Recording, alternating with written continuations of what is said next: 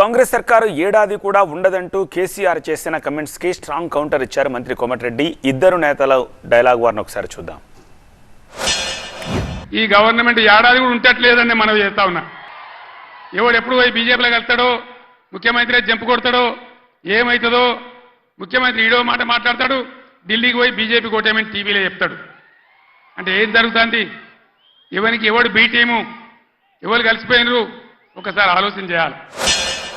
ఈ ముసలాయన పెద్ద మనిషి కట్టబట్టుకొని తిరుగుతున్న కేసీఆర్ మెదక్ సభలో సంవత్సరం లోపే గవర్నమెంట్ పడిపోతుంది, త్వరలోనే ఎన్నికలు కాగానే రేవంత్ రెడ్డి బీజేపీలో పోతారని చెప్పి ఈ మతి ప్రవహించిన కేసీఆర్ గారు కూడా అంటున్నంటే వీళ్ళిద్దరికి ఏమైందంటే చెల్లె జైల్లోకి పోయింది, బిడ్డ జైల్లోకి పోయింది, 2 నెలలు కనుక బెయిల్ రాదు, మనం కూడా జైల్లో పోతామని చెప్పి తండ్రి కొడుకులు మెంటల్ అయిపోయి ఇవాళ మన ముఖ్యమంత్రి గారి మీద, నా మీద ఎప్పుడు మాట్లాడా మా ఇద్దరి మీద మాట్లాడతారు వాళ్ళు.